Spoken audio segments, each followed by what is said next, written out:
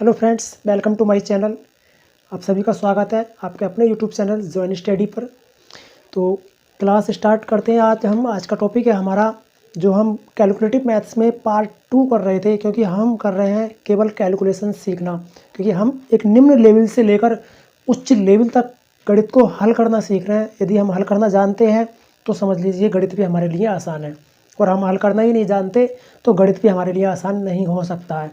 तो हमें ज़रूरत है गणित को हल करना जानने की, कि कैसे सवालों को हल किया जाता है, कैसे कैलकुलेशन की जाती है, कैसे कैलकुलेशन आसानी से सीखी जाती है। वो सारे टिप्स, सारे ट्रिक, सारी सुविधाएं यहाँ से हैं हमें। तो मेरा उद्देश्य है आपको कैलकुलेशन सिखाना, एक बेस्ट तरीके से, इजी तरीके से, आसान तरीके से और फास्टली कैलकुलेशन समझाना सिखाना।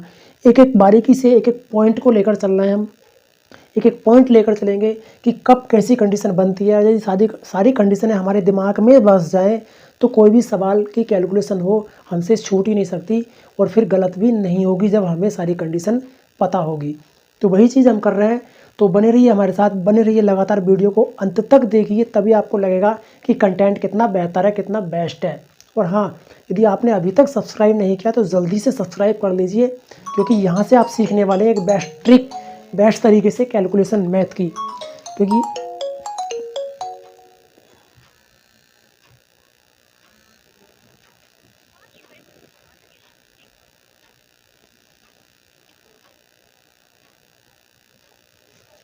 क्योंकि यहाँ से आपको मिलने वाला है एकदम बेस्ट कंटेंट जो यूट्यूब पर कहीं भी नहीं मिलेगा आपको, क्योंकि ऐसा अभी तक कहीं भी नहीं सिखाया गया है। अधिकांश दिक्कतें यही हैं कि डायरेक्टली सवाल हल करते हैं, और जिन्हें कैलकुलेशन नहीं पता, क्योंकि वो बेस से गणित को पढ़े हुए नहीं होते, तो उनसे सवाल भी हल नहीं होते हैं, जिससे वो लास्ट टाइम में क्या है, सवाल से दिक्कतें पाते हैं, और वो जानते हुए भी उन चीज़ों से अनजान हो जाते हैं।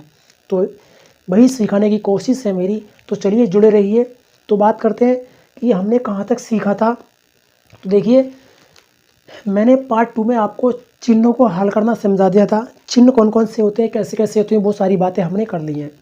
उसके बाद बीजों में कैसे चिन्हों को हल किया जाता है, वो भी मैंने तरीका सारा पहले भी जो इस पार्ट का पहला वीडियो, पहली क्लास थी, उसमें हमने कर लिया है। क्योंकि आज जो हमारी इस पार्ट 2 की जो क्लास है वो क्लास है 3।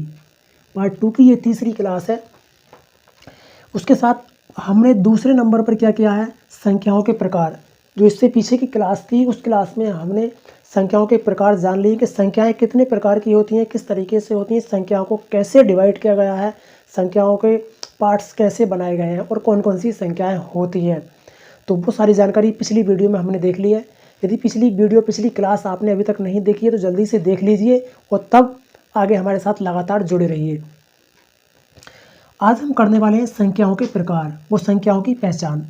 हमने संख्याएं तो जान ली कि संख्याएं कौन कौन सी होती हैं, संख्याएं कैसे होती हैं, संख्याएं का डिवाइड कैसे किया गया था, संख्याओं के पार्ट्स कैसे बनाए गए थे, वो सारी जानकारी तो हमने कर ली। लेकिन हमें दिक्कत होती है कि हम पहचानेंगे कैसे कि किसी भी सवाल में, किसी भी कैलकुलेशन में जब कोई संख्या आ जाती है, बड़ी संख्या भी आती हैं, कुछ छोटी संख्याएँ भी आती हैं, सम संख्याएँ भी आती हैं, विषम भी आती हैं, अभाज्य भी आती हैं, तो उसमें हम कैसे पहचानेंगे कि वो संख्याएं सम है, विषम है, अभाज्य है, कौन सी संख्या है, और वो संख्या किस प्रकार से विभाजित हो सकती है। तो वो जानकारी हमें यहाँ से लेनी है। तो देखिए, कैसे हमें पता लगेगा, संख्याओं की पहचान कैसे करेंगे हम। उसके बाद ये सारे टॉपिक करेंगे कि पहाड़ी गिनती कैसे करना है, वर्ग तथा वर्गमूल ट्रिकली कैसे याद होंगे, घन तथा घनमूल ट्रिकली कैसे याद करने जल्दी से, और संख्याओं में कैसे गुणनखंड करना है। चलिए, हमें जानना है कि संख्याओं की हम कैसे पहचान करें। मैंने बहुत अच्छे तरीके, बेस्ट तरीके से ऐसा एक बेस बनाया है जिससे आपको आसानी से समझ आ जाए और याद करने की ज़रूरत ना पड़े। एक बार समझ लें, देख लें तो दिमाग में बस जाएगा। तो चलिए, कैसे हम पता करेंगे, संख्याओं की पहचान कैसे करेंगे, तो उनके बारे में हम जानते हैं। संख्याएँ कैसे कैसे होती हैं और कैसे कैसे पहचान करेंगे। तो वीडियो को अंत तक देखिए, तभी आपको लगेगा कितना बेस्ट कंटेंट है और कितना आसान है और इजीली है। यहाँ से संख्याओं के प्रकार हमने कर लिए मैंने, लेकिन यहाँ से एक और बता दूँ कि बीजों के प्रकार थोड़ा सा, क्योंकि हम कर रहे हैं अंकगणित और बीजगणित की तुलना के साथ साथ, क्योंकि हम दोनों चीज़ें कंपलसरी लेकर चल रहे हैं ताकि उनमें तुलना पता रहे। क्योंकि यहाँ से जो क्लास वाई जो रेगुलर स्कूल वाले बच्चे हैं वो भी सीख सकें और जो कॉम्पिटिटिव एग्ज़ाम के बच्चे हैं वो भी सीख सकें। तो दोनों एक ही क्लास में दोनों चीज़ें आसानी से सीख लें, क्योंकि ना तो क्लास में दिक्कत हो उन्हें और जब फिर क्लास से कॉम्पिटिटिव एग्ज़ाम में जाएँ तो उसमें भी कोई दिक्कत ना हो, क्योंकि ऐसी कंडीशन ऐसा कंटेंट है हमारा। तो यहाँ थोड़ा मैं बता दूँ पहले कि बीजों के प्रकार, तो संख्याओं के प्रकार हमने जान लिए, लेकिन बीजों में कैसे प्रकार बन जाएंगे। तो बीजों में जो प्रकार होते हैं तो ये क्या है, सबसे बनेगी एक घात के बीज होते हैं। एक घात के बीज कैसे होते हैं, एक घात के बीज होते हैं एक्स स्क्वायर, जैसे एक्स पर घात लगा दी, या मैं कह दूं अकेला एक्स लिखा हुआ है, तो ये भी अपने आप में क्या है, एक बीज है एक प्रकार का, क्योंकि ये एक घात का बीज है और ये क्या है, अकेला एक पद है। तो ध्यान रखिएगा, एक घात का बीज है और अपने आप में क्या है, एक अकेला पद है। ऐसे ही मैं लिख दूं इसको एक्स स्क्वायर, तो ये एक पद था और एक घात थी, इसमें कितनी थी, एक घात। यहीं से मैं कह दूं इसमें कि ये एक्स स्क्वायर मैंने लिख दिया, एक्स की घात 2 लिख दी, तो यहाँ से कितनी घात हो गई, 2 घात। कितनी हो गई, 2 घात हो गई। लेकिन अभी भी कैसा है, ये एक ही पद है, अभी भी क्या है, एक ही पद बीज है। ये जो बीज है अभी भी एक ही पद है। तो इस प्रकार से एक पद है, तो ये एक पद वाले जितने भी समीकरण होते हैं, चाहे इसमें घात कितनी भी हो, एक पद वाले जितने भी बीज हैं उन सबको, उनको हम क्या कहते हैं, एक प्रकार से कह देते हैं एक चर वाले समीकरण। एक चर वाले रैखिक समीकरण, एक चर वाले रैखिक समीकरण। तो ध्यान रखिएगा, जो 9th क्लास वाले बच्चे पढ़ रहे होंगे तो उनको ये बात समझ आ रही होगी कि हाँ एक चर वाले रैखिक समीकरण होते हैं, क्योंकि 8th क्लास में भी हैं एक चर वाले रैखिक समीकरण, क्योंकि जिसमें अकेला एक चर होता है, अकेला एक बीज अक्षर होता है, चाहे वो ए क्यों ना हो, या अकेला बी क्यों ना हो, या अकेला सी क्यों ना हो, घात चाहे जितनी भी हो, तो अकेला है। या उसके साथ कोई संख्या लिख दी जाए, 2x स्क्वायर है, 3y है, 4z की पावर 4 लिख दी मैंने, तो ये भी अपने आप में क्या है, एक अकेले पद हैं। इसके साथ साथ मैं लिख दूं कि 2x + 1 लिख दूं इस प्रकार से, तो ये भी एक चर का समीकरण हो गया, एक चर का रैखिक समीकरण हो गया। यहाँ से मैं लिख दूं कि x² + 2 इस प्रकार से, तो ये भी एक प्रकार से एक चर का रैखिक समीकरण हो गया है। तो इस प्रकार से ये एक चर के रैखिक समीकरण है, क्योंकि ये बीजों के प्रकार बन रहे हैं, तो एक चर के रैखिक समीकरण है। उसके साथ साथ आगे क्या है, मैं कह रहा था कि एक पद, क्योंकि अकेला पद है तो सिंगल एक पद हुआ, लेकिन जैसे ही संख्या में इसमें इसकी पदों की संख्या बढ़ी तो ये हो जाएगा 2 पद। तो ये एक चर तो है लेकिन 2 पदों वाला एक चर रैखिक समीकरण है। ये एक चर है तो ये एक चर वाला रैखिक समीकरण है, ये 2 चर हैं तो ये 2 चर वाला रैखिक समीकरण हो गया। तो इसी प्रकार से बीजों के प्रकार हैं, और जब हम इनको हल करेंगे, इनको मिक्स करेंगे, एक्स्ट्रा करेंगे, तो आसानी से कैलकुलेशन हो जाएगी आपकी। तो ये 2 चर रैखिक समीकरण हो गया। उसके साथ ही आगे और क्या है, ये 2 चर रैखिक समीकरण हो गए, ये वो एक चर का और 2 पदों वाला एक चर रैखिक समीकरण। यहाँ से मैं लिख देता हूँ कि x² + y और +1, x² + y इस प्रकार से। तो यहाँ से घात भी है लेकिन यहाँ 2 पद हैं, पद भी 2 हैं, सही है, अच्छी बात है। लेकिन आगे क्या है, इसमें 2 चर हैं, तो एक बड़ी घात का एक छोटी घात का, अंतिम घात 2 है, निम्न घात क्या है इसकी, 1 है। तो इस प्रकार से ये बना हमारा 2 पदों वाला 2 चर रैखिक समीकरण। क्या बना, 2 पद वाला 2 चर रैखिक समीकरण, क्योंकि इसमें 2 चर हैं, इसमें कितने हैं, 2 चर हैं और 2 ही क्या है, पद है, 2 ही इसमें पद है और 2 ही क्या है, इसमें चर हैं। तो इसे हम कह सकते हैं 2 पद या 2 चर वाला रैखिक समीकरण। तो ये भी क्या है, बीजों का एक प्रकार है एक प्रकार से। तो ऐसी कंडीशन है, ये पढ़ेंगे हम। और आगे इसमें चर यानी कि पद और बढ़ रहे हैं, तो इसमें 3 चर वाला भी रैखिक समीकरण होता है, x² + bx + c + 1 इस प्रकार से है। तो यहाँ से कितने चर, 1 2 3, यहाँ कितने चर हुए, यहाँ से 3 चर हो गए, यहाँ से x b और c, तो ये 3 चर वाला, और पद कितने हैं, चतुर्थ पद है, तो 3 चर वाला चतुर्थ पद समीकरण हो गया। क्योंकि पद हुए हैं 9th क्लास में, जो हाई स्कूल में जो है बहुपद वाला चैप्टर है, उसमें पदों की डेफिनेशन, पदों की स्थिति जानकारी दे रखी है कि कैसे पद वाले सवाल हल होते हैं। तो हम आगे हल करेंगे। यहाँ केवल क्या है, अभी जान रहे हैं कि कैसे कितने प्रकार में होते हैं। घात जितनी होगी उसे उतनी घात का समीकरण या उतनी घात का पद कहेंगे। जिससे जितनी बड़ी घात होगी उसमें उसे उतनी बड़ी घात का पद कहेंगे, उसी उतनी बड़ी घात का क्या है, समीकरण कहेंगे हम। तो ये इस प्रकार से चर वाले समीकरण थे, इन्हें ऐसे कह सकते हैं। और इसमें कौन से प्रकार हो सकते हैं बीजों के, क्योंकि हम इन्हें जब एक एक पद करके कई पद मिल जाते हैं तो वो हो जाते हैं बहुपद। क्या हो जाते हैं, बहुपद। तो मैं लिख दूँ 2x + 3 का होल स्क्वायर इस प्रकार से। तो यहाँ से 2x + 3 एक चर रैखिक समीकरण को मैंने इसका होल घात 2 लगा दी है, तो इस प्रकार से ये होल स्क्वायर वाला पद हो गया, होल घात में हो गया। ऐसे भी ये भी बीज का एक प्रकार बन गया। तो जब ऐसी कंडीशन बन जाती है दो चर में या अलग अलग में, तो यहाँ से ये बन जाते हैं व्यंजक। क्या बन जाते हैं, व्यंजक। तो एक तो बीजों थे, यानी कि बीजों में क्या था, एक चर रैखिक समीकरण, दो चर रैखिक समीकरण, या बीजों में बहुपद था, उसके साथ साथ अब क्या बन जाता है, व्यंजक। तो यहाँ से ये भी ध्यान रखना कि बीजों के में ही प्रकार होता है एक व्यंजक। तो अब व्यंजक को हम अनेक प्रकार से पढ़ेंगे, व्यंजक को अनेक प्रकार से पढ़ेंगे, क्योंकि व्यंजक स्वयं अकेला भी होता है, जैसे कि x² + 3 बटे में x + 2, ये क्या है, एक व्यंजक हुआ। लेकिन ये कहलाएगा क्या, ये हुआ हमारा परिमेय व्यंजक, परिमेय व्यंजक। तो जो p/q की फॉर्मेट में है, जो p/q की फॉर्मेट में होगा उसे हम परिमेय व्यंजक कहेंगे। और जो केवल साधारण होगा, क्या होगा, साधारण होगा, उसे हम केवल व्यंजक कह सकते हैं। केवल ही क्या कहेंगे, व्यंजक कहेंगे। लेकिन ये भी परिमेय व्यंजक हो सकता है। जैसे कोई भी पूर्णांक संख्या, कोई भी प्राकृतिक संख्या, कोई भी नेचुरल संख्या, कोई भी odd number, even number, prime number, वो क्या है, एक प्रकार से परिमेय संख्या ही होती हैं। क्या होती हैं, रीजनल नंबर होते हैं। तो ये ध्यान रखिएगा।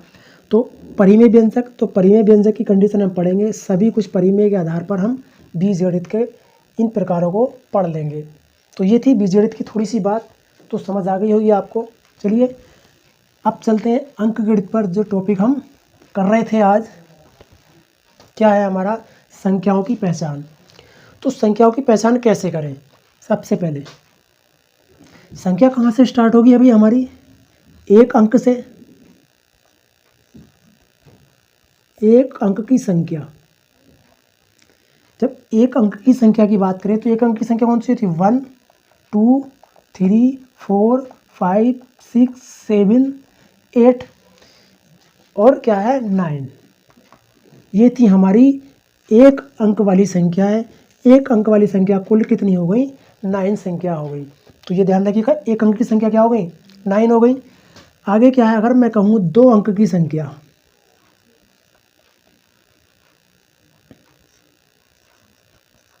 दो अंक की संख्या, तो दो अंक की संख्या कौन सी हो गई भाई, दो अंक की संख्या जैसे 11 है, 12 है, डॉट डॉट डॉट कहाँ तक होंगी, 99 तक, ना कि 100 तक। जैसे ही 100 पर पहुँचेंगे तो संख्या हो जाएगी कितने, 3 अंकों की संख्या। क्या हो जाएगी हमारी, 3 अंकों की हो जाएगी।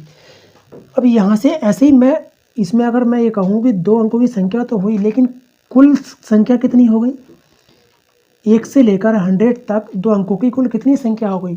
तो अगर हमें निकालनी पड़ जाए कि 1 से 1 to 100 कितनी, दो अंकों वाली संख्या, दो अंक की संख्या, तो कितनी होंगी, देखिए टोटल कितनी है हमारे पास, अंतिम संख्या कितनी है, 19।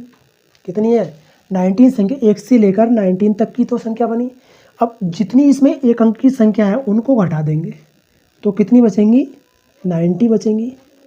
ये बात समझ आ गई होगी अच्छे से कि जैसे ही हम एक अंक की संख्या घटाएंगे दो अंक की सबसे बड़ी संख्या में से, तो क्या बचेंगे हमारे पास, 90 बच जाएगी। कि कुल कितनी संख्याएं होती हैं दो अंकों की, वो कितनी होती हैं, 90 होती हैं।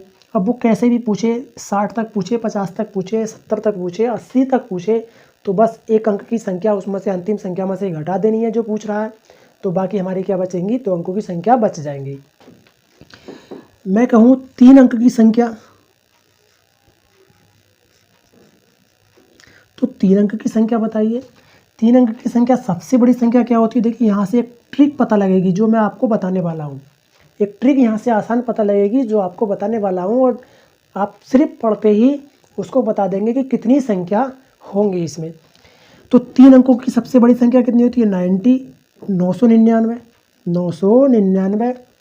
जब 999 3 अंकों की बड़ी संख्या है, हमें कितनी याद करनी है कि 99 तक, तो 999 तक कुल कितनी संख्याएं होंगी 3 अंकों की? तो केवल 3 अंकों की निकालनी है, जबकि हमें पता है कि 1 से लेकर 9 तक तो 1 अंक की है।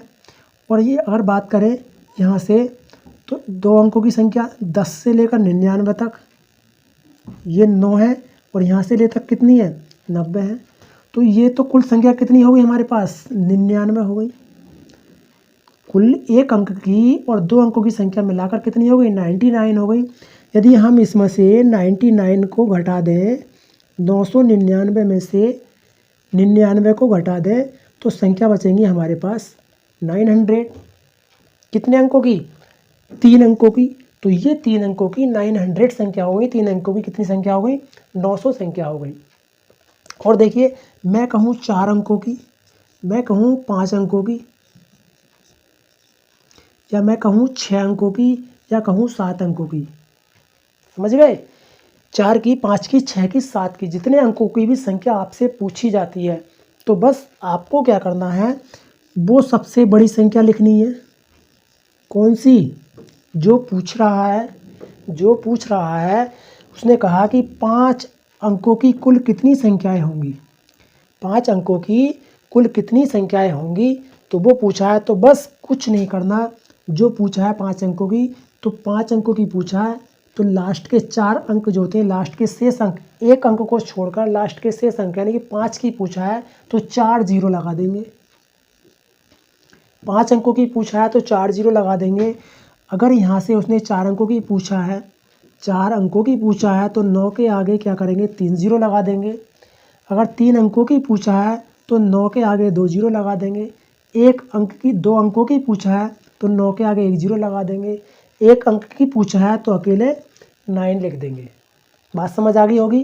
देखिए, मैं क्या समझाना चाह रहा हूँ आपको कि केवल 1 अंक की पूछा है तो 9 होता है, 2 की पूछा है तो कुछ नहीं करना, 9 के आगे 1 जीरो, 3 की पूछा है तो 9 के आगे 2 जीरो, और अगर 4 की पूछा है तो 9 के आगे 3 जीरो, 5 की पूछा है तो 9 के आगे 4 जीरो, और 6 की पूछा है तो 9 के आगे 5 जीरो लगा देंगे।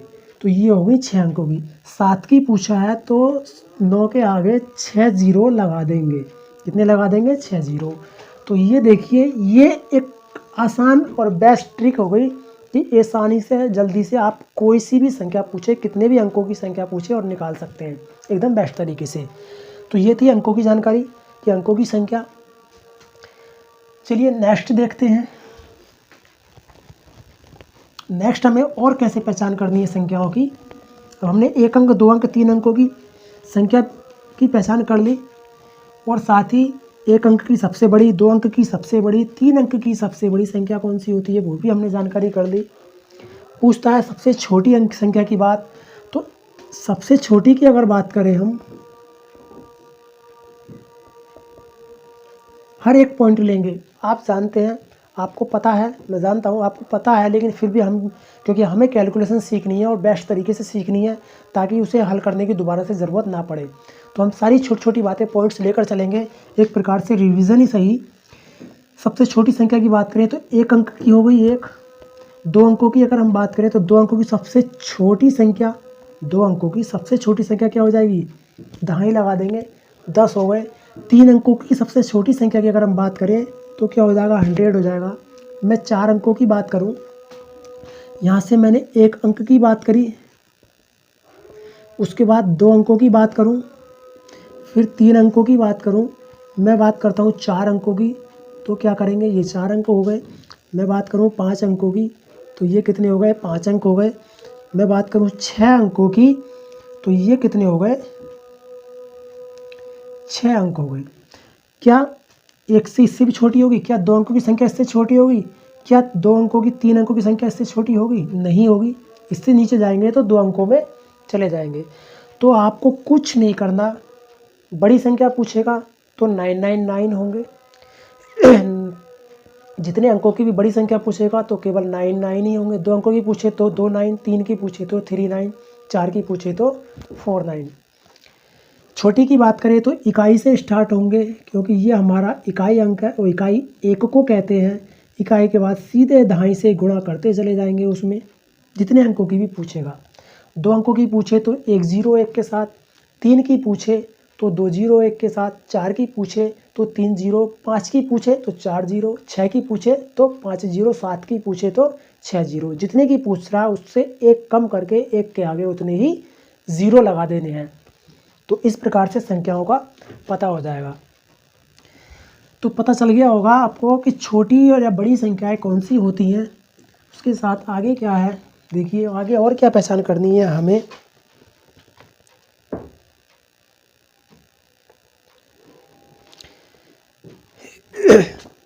सम, विषम, अभाज्य संख्या। अब मैं बात करता हूँ यहाँ से, देखिए संख्या का स्थानीय मान।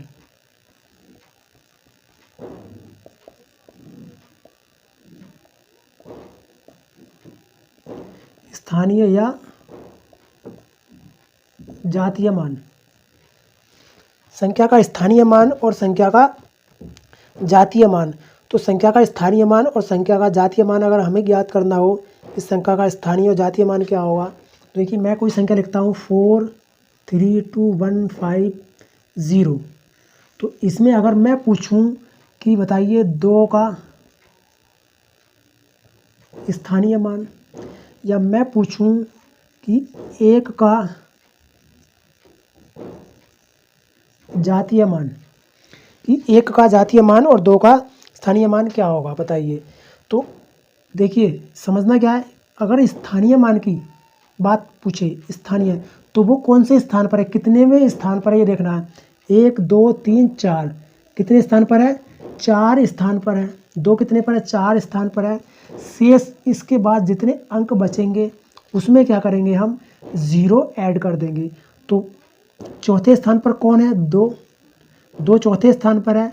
स्थान कितने बचे, 3 और, तो 3 0 लगा देंगे। तो इसका मतलब 2 जो है वो 2000 के स्थान पर है। क्या है, 2000 के स्थान पर है।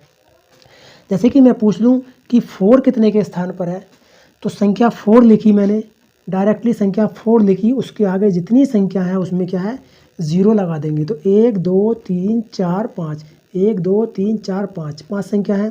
तो इसका जो स्थान हुआ वो कितना हो गया, 4 लाख। 2 का जो स्थान हो गया वो कितना हो गया, 2000, कितना, 2000। ऐसे ही बात थी जातीय मान की। तो जातीय मान की बात होती है जो जहाँ है, जो संख्या जहाँ है वो वहीं रहेगी। 1 का जातीय मान क्या है, तो 1 2 3 संख्या, यानी कि संख्या में अंकों की क्रम संख्या जितनी होगी वो ही उसका क्या होगा, जातीय मान होगा। तो 1 कैमें स्थान पर है, 1 हमारे तीसरे स्थान पर है। मैं बात करूँ 2 की, तो 2 कितने स्थान पर है, 4 पर है। 3 की बात करूँ तो 3 कितने पर है, 5 पर है। यदि मैं 4 की बात करूँ तो 4 कैमें स्थान पर है, 4 छठे स्थान पर है। तो उम्मीद करता हूँ बात समझ आ गई होगी। स्थानीय और जातीय मान कहाँ होते हैं, कैसे पता करते हैं। तो चलिए जल्दी से आगे बढ़ते हैं। आगे और क्या है, देखिए और क्या पहचान करनी है हमें संख्याओं में। तो ये हम बेसिक से कर रहे हैं और बहुत अच्छे से चलना है हमें। आगे क्या है, अभाज्य, सम, विषम।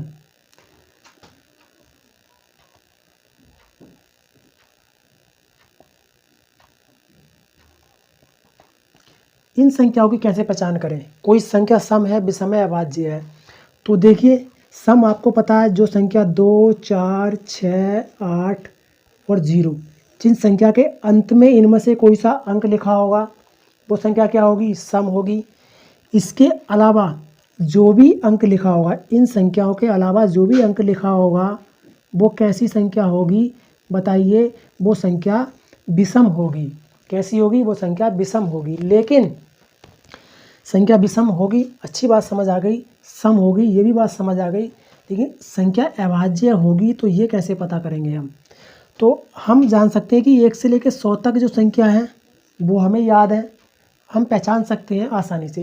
लेकिन संख्या अगर बड़ी आ जाती है, संख्या ले ली मैंने 277, तो अब बताइए क्या ये संख्या एक अभाज्य है या नहीं है? अभाज्य है या नहीं है? यदि अभाज्य होगी तो किसी पहाड़े में नहीं आती होगी, और यदि अभाज्य है, वो अभाज्य नहीं है, तो ये किसी संख्या से विभाजित हो जाएगी। लेकिन बात यह बनती है, क्वेश्चन यह बनता है कि इसकी पहचान कैसे करें हम? हमें कैसे पहचान होगी कि ये संख्या अभाज्य है?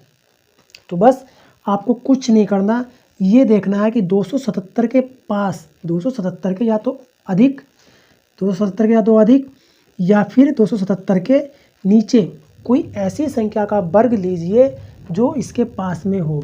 तो 277 के पास अगर देखें तो वर्ग, तो 256 एक वर्ग की संख्या है। इससे पीछे देखें तो 225 एक वर्ग की संख्या है। लेकिन सबसे करीब में कौन है? करीब में है 256। इसके साथ ही एक संख्या और है 243। कितना है? वो 343 से बनी है। तो ये दो संख्याएं हैं। तो देखिए करीब में कौन सी संख्या? 256। तो हमें क्या ज्ञात करना है? हमें अभाज्य संख्या की पहचान करनी है। देखिए संख्या लिखी मैंने 277, ये क्या है? मैंने लिया कि 256 एक वर्ग की संख्या है, और ये कितने का वर्ग है? 16 सोलियम 256, ये 16 का वर्ग है। तो यहाँ से मुझे पता लगा कि 16 का वर्ग 256 है, तो ये इस संख्या के करीब में है। ये वर्ग की संख्या, ये किसी का वर्ग है। कितने का वर्ग है? 16 का। तो बस कुछ नहीं करना, 16 से पीछे की जितनी संख्या है 1 2 3 4 5 6 7 8 9 10 और क्या है 11 12 13 14 15 16, इससे पीछे की जितनी संख्या है वो सारी संख्या हमने देखी। अब ये देखेंगे क्या इन संख्याओं से ये संख्या विभाजित होगी। लेकिन दिक्कत ये है, क्या इतनी सभी संख्याओं से इसको विभाजित करके देखेंगे? बिल्कुल नहीं, ऐसा हमें नहीं करना है। इन्हें सभी से विभाजित नहीं करना है, क्योंकि विभाजित अगर हम करें तो अब यहाँ से एक कंडीशन देखनी है। हमें पता है सम संख्या का, तो कोई सम संख्या होगी तो वो 2 से 4 से 6 से 8 से इन्हीं संख्याओं से तो कटेगी, या 10 से कटेगी। 2 4 6 8 इन संख्याओं से कटेगी। इसका मतलब कोई सम संख्या किसी सम संख्या से विभाजित होती है। तो जितने भी इसमें सम अंक हैं उनसे तो वो विभाजित होगी नहीं। तो इसलिए सम अंकों को तो भूल जाइए, बिल्कुल सम अंकों को भूल जाइए। तो अंक बचे हमारे पास कौन से? अब हमारे पास अंक बचे हैं, हमारे पास कौन से अंक बचे हैं? देखिए 1 से तो कटेगी 3 वरना 5 7 9 11 13 और 15, ये हमारे पास अंक बचे। अब इन अंकों से काट के देखना है। अब इनमें भी एक कंडीशन क्या है, यहाँ से डिविजिबिलिटी रूल फॉलो होते हैं। इसे करने के लिए हमें पता होना चाहिए डिविजिबिलिटी वाले रूल या 9 ऑफ मेथड का रूल या विभाजिता के नियम हमें पता होना चाहिए। इन्हें करने के लिए किसका? विभाजिता का नियम। क्या पता होना चाहिए? विभाजिता के नियम।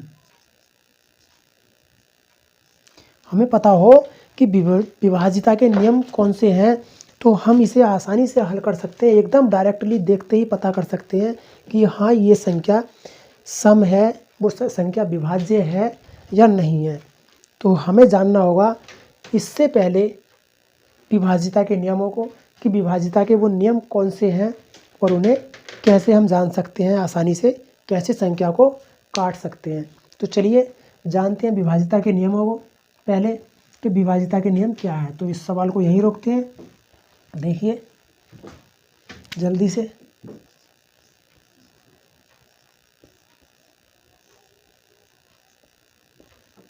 फटाफट बता देता हूँ। 2 से विभाजिता का नियम, 2 से जिन संख्याओं में 0 2 4 6 और 8, जिन संख्याओं के अंत में ये होगा 0 2 4 6 8, वो संख्या क्या है? 2 से विभाजित हो जाएगी। नेक्स्ट 3 से विभाजिता का नियम क्या है? किसी संख्या के अंकों का योग, क्या है? अंकों का योग। संख्या के अंकों का योग यदि 3 से कटता है तो वो संख्या 3 से विभाजित हो जाएगी। क्या होगी? वो संख्या 3 से विभाजित हो जाएगी। जैसे जैसे मैं एक एग्जाम्पल लेता हूँ। जैसे मैंने संख्या ली 27,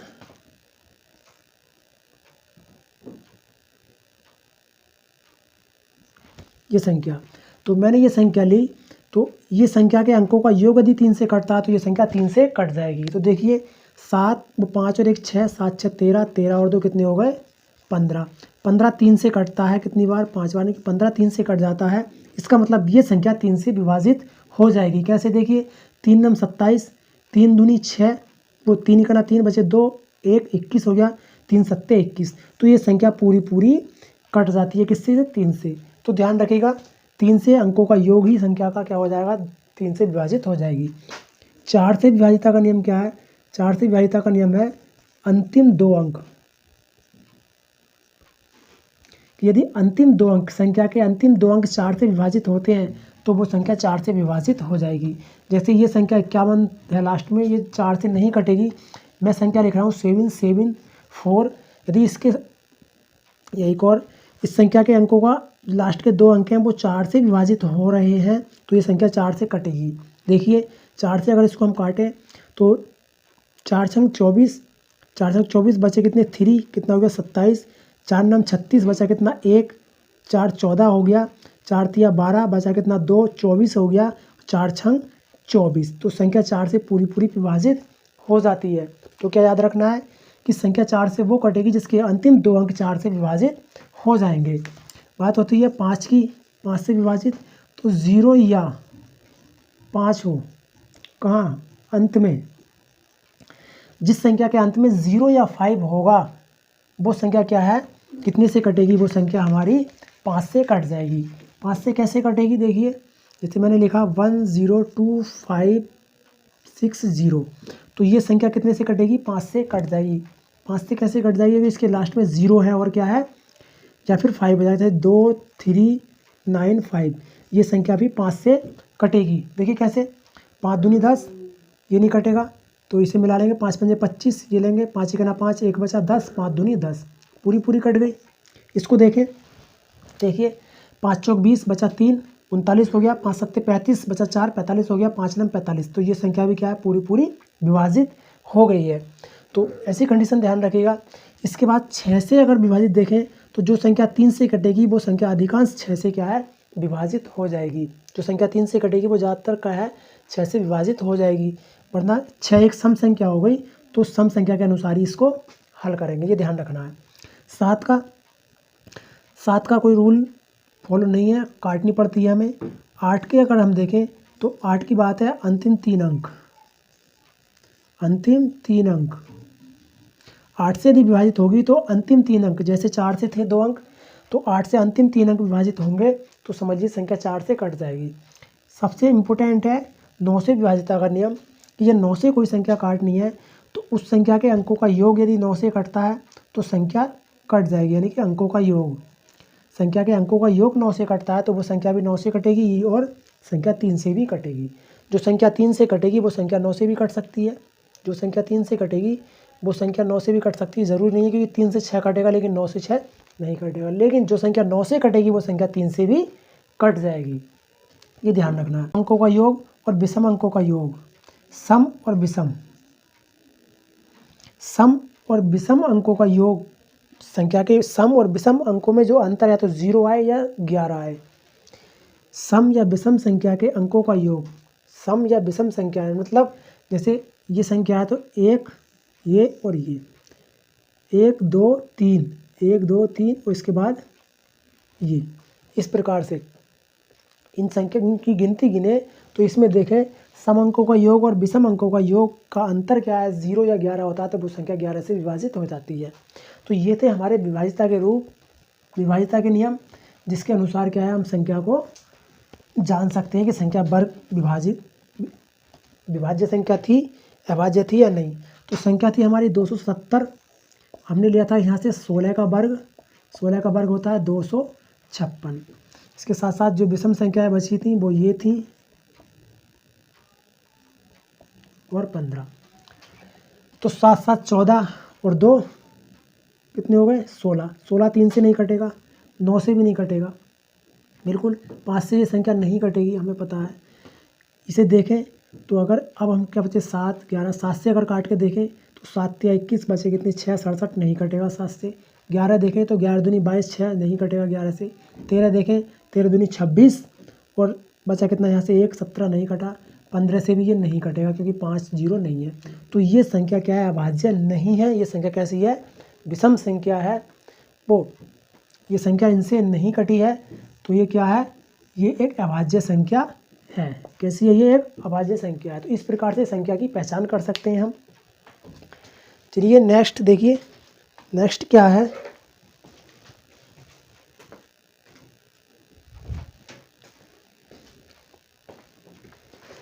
नेक्स्ट हमें क्या जानना है इसमें। उम्मीद करता हूँ अच्छे से समझ आ गया होगा।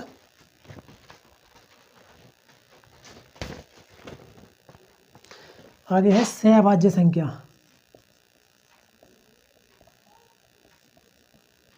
सहअभाज्य संख्या की पहचान कैसे करें। तो सहअभाज्य संख्याएं कौन सी होती हैं, जैसे मैंने लिखा 2 4 3 5, या मैंने संख्या लिखी 7 8 9, ये संख्या है। तो सहअभाज्य संख्या की जो डेफिनेशन है वो ये है कि वे संख्याएं ऐसी 2 या 2 से अधिक संख्याएं जिन संख्याओं का एचसीएफ क्या हो 1 हो। जिनका एचसीएफ कितना हो जाएगा 1 होगा, वो संख्याएं क्या होंगी आपस में सहअभाज्य संख्या होंगी। कैसी होंगी, सहअभाज्य संख्या होंगी। जिन दो संख्या या 2 से अधिक संख्याओं के का एचसीएफ 1 होगा, यानी कि उन्हें काटने वाली संख्या केवल 1 होगी, किसी संख्या से नहीं कटेंगी, किसी पहाड़े में नहीं आएंगी, तो वो संख्या कैसी होंगी, सहअभाज्य संख्याएं कहलाती हैं। जैसे 2 और 4 की मैं बात करूं तो इन दोनों का जो एलसीएम है वो 2 है। इन दोनों को ऐसे नहीं कि ये दोनों संख्याएं 2 से कट जाएंगी, तो ये सहअभाज्य संख्या नहीं है। इसकी मैं बात करूं कि क्या ये सहअभाज्य संख्या है, तो देखिए 3 और 5 दोनों केवल 1 से आ सकती है, इनका और कोई गुणनखंड नहीं है, तो ये सहअभाज्य संख्या है। मैं 3 संख्याओं की बात करूं 7 8 9, तो देखिए यदि 2 भी लें तो 2 भी नहीं कटेंगी कोई सी आपस में, यानी कि इन तीनों संख्याओं का जो एचसीएफ बनेगा वो कितना है 1 ही बनेगा, बाकी इनका आपस में कोई भी गुणनखंड नहीं है। तो ये भी क्या है, सहअभाज्य संख्या होती है। क्या है, ये भी एक सहअभाज्य संख्या है। तो पहचान हो गई होगी कि सहअभाज्य संख्या किसे कहते हैं। इसी प्रकार से हम आगे जब कैलकुलेशन करेंगे, कैलकुलेशन सीखेंगे अभी और आगे पार्ट बाई पार्ट, तो पता चल जाएगा। नेक्स्ट है हमारा, नेक्स्ट क्या है, असेंडिंग और डिसेंडिंग ऑर्डर, यानी कि आरोही और अवरोही क्रम। आरोही और अवरोही क्रम, तो ये आप जानते हैं कि आरोही और अवरोही क्रम क्या होता है, हमें पता होना चाहिए। आरोही क्रम होता है बढ़ता क्रम और अवरोही होता है घटता क्रम। ये ध्यान रखिएगा। कैसे, बढ़ता क्रम कैसे, जैसे संख्या 1 2 3 4 5, इसके चिन्ह लगाएंगे इस प्रकार से। अगर घटते क्रम की बात करें, जैसे 9 है तो ये क्या है, घटता क्रम है 8 7, उसके बाद लिख दूँ 5 1, तो ये घटते क्रम में हो गई। और ये बढ़ते, इधर से देखें, अगर इधर से देखें तो क्या हो गया आरोही, इधर से देखें तो आरोही, और इधर को चले तो क्या हो गया अवरोही। तो ये ध्यान रखिएगा, आरोही और अवरोही क्रम का बहुत बड़ा महत्व है। यहाँ तो आसान है, दिक्कत कहाँ होती है आरोही अवरोही क्रम में, जब ये संख्याएं परिमेय संख्याएं बन जाती हैं। क्या बन जाती हैं, परिमेय संख्याएं बन जाती हैं, तब इनमें दिक्कत होती है कि आरोही अवरोही क्रम बताइए इनका कैसे होगा। तो यहाँ महत्व है आरोही अवरोही क्रम का, जो एग्जामों में पूछा जाता है, जो कॉम्पिटेटिव एग्जामों में अधिकांश क्वेश्चन आते हैं तो वो परिमेय संख्याओं के अनुसार आते हैं, रीजनल नंबर से आते हैं, तो यहाँ ज़्यादा महत्व है इनका। तो इसलिए हमें ज़रूरी पता होना चाहिए कि आरोही और अवरोही क्रम क्या होता है। आरोही क्रम बढ़ता क्रम और अवरोही क्रम घटता क्रम होता है। तो उम्मीद करता हूँ ये समझ आ गया होगा कैसे संख्याओं की हम पहचान हो रही है, कैसे संख्याएँ पहचान सकते हैं। तो अधिकांश क्वेश्चन, अधिकांश टॉपिक ऐसे कर लिए जो आपको पहचान हो गई होगी संख्या की, किस प्रकार से संख्याओं को पहचानना है, और इन्हीं पहचान के आधार पर हम क्वेश्चन हल करेंगे, आगे सवाल हल करेंगे, आगे कैलकुलेशन करेंगे बेस्ट तरीके, क्योंकि अभी हम केवल सीख रहे हैं, पहचान कर रहे हैं सब चीज़ों की कि कौन कौन सी चीज़ों से हमें गुजरना है, क्योंकि अभी हमने कैलकुलेशन नहीं करी है, अभी हल नहीं कर रहे हैं। तो चलिए क्लास यहीं रोकते हैं, नेक्स्ट टॉपिक आगे फिर से बढ़ाएंगे, नेक्स्ट क्लास में आगे लेंगे। तो इसी प्रकार से बनी रहिए हमारे साथ प्रत्येक वीडियो में, और वीडियो को अंत तक देखना है, तभी आपको पता लगेगा कंटेंट कैसा है। तो जल्दी से सब्सक्राइब कर लीजिए। उम्मीद करता हूँ पसंद आया होगा कंटेंट, और यदि कंटेंट बेस्ट लगा हो तो प्लीज़ कमेंट कीजिए और अपने दोस्तों को शेयर ज़रूर कर लीजिए, ताकि उन्हें भी बेस्ट तरीके से कैलकुलेशन सीखने का मौका मिले। क्योंकि यूट्यूब पर या कहीं भी ऑफलाइन या ऑनलाइन क्लास में कहीं भी इस प्रकार से कैलकुलेशन नहीं सिखाई जाती है, या किसी स्कूल में भी कैलकुलेशन इस प्रकार से नहीं सिखाई जाती है कहीं भी, जो आप हमारे पास से सीख सकते हैं एकदम बेस्ट तरीके से, इजी तरीके से और फास्ट तरीके से। क्योंकि हम निम्न स्तर से लेकर उच्च स्तर तक की कैलकुलेशन को जानेंगे, क्योंकि अभी तो बेस ही चल रहा है, अभी तो कुछ नहीं, केवल जानकारी चल रही है चीज़ों की कि क्या क्या चीज़ों से हमें गुजरना है। क्योंकि अभी तो केवल ट्रेलर है, पिक्चर तो अभी बाकी है, अभी केवल ट्रेलर है, पिक्चर तो अभी बाकी है मेरे दोस्तों। आगे देखना होता है क्या, आप दंग रह जाएंगे देखते हुए कि कैसी कैलकुलेशन है, इतनी तरीके से कैलकुलेशन हो सकती है, जो दिक्कतें थी वो सारी दिक्कतें दूर हो जाएंगी। तो चलिए क्लास यहीं रोकते हैं। बहुत बहुत धन्यवाद हमारे साथ जुड़ने के लिए।